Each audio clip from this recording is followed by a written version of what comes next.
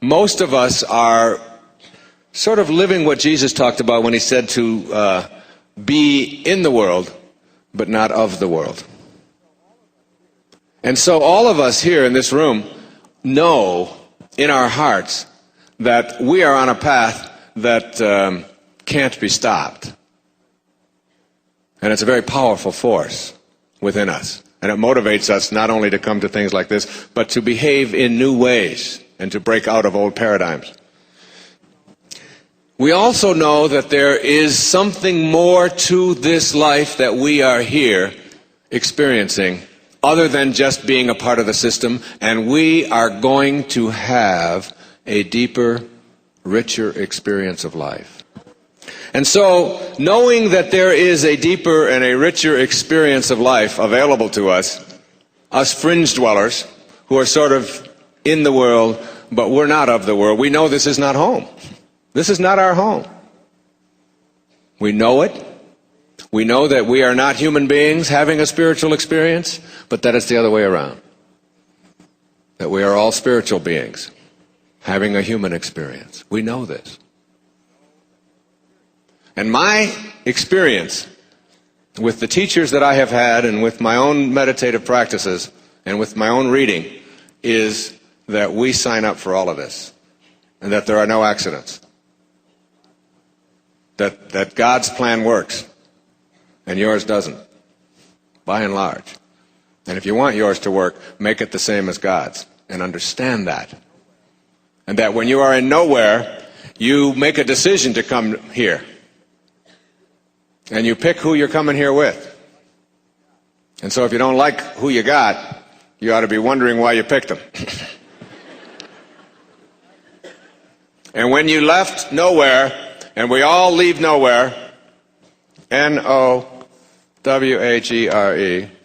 and we get to now here, N-O-W-H-E-R-E, and it's all the same.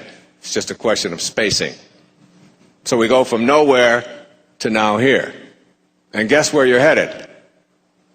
Back to nowhere. And you know that because you have been watching the journey, haven't you? Because whoever you are has been in a whole lot of bodies already. In fact, even how you got here from nowhere to now here is exactly the same for all of us. Like it or not, you all started out the same. You went on a picnic with your father, you came home with your mother. That's the way it gets. Okay? I don't care if you're a nun, I don't care if you're the Pope, I don't care who you are. There was a picnic. And now you show up in now here, and you show up in a room. And the room is this reality that you are experiencing, and we call it daily awareness. And you show up in this house, this beautiful house, in this little room called daily awareness. And the only way you can get into the house is through your birth. And you squeeze into this room, okay? And you spend your time here, whatever time that you have signed up for. Some of us for 10 weeks, some of us for 10 years, some of us for 100 years.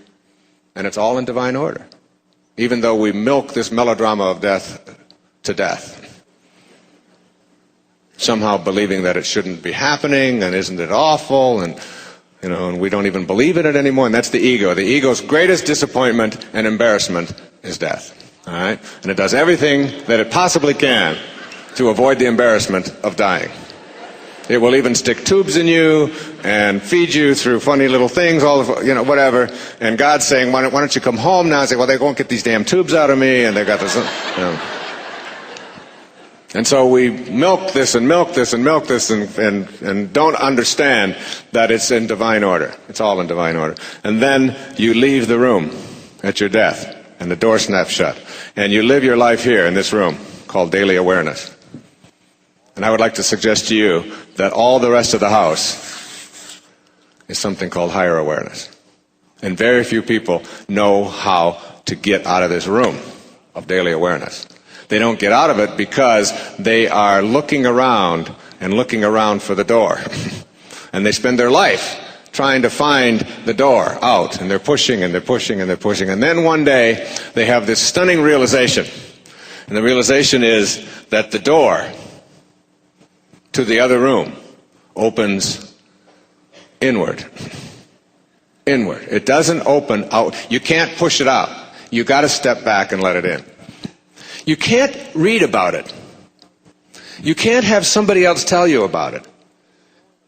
It's like the difference between knowing about God and knowing God. A lot of us know about God from what we've had handed to us through the various paradigms that we have bought into in our lives. Very few of us know God directly, have a direct knowing of the experience of saying, I now know.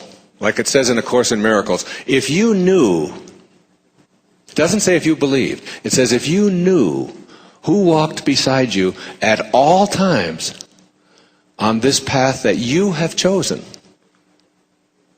you could never experience fear again. And when my teacher said, go out into the night, go knowing that you're not alone.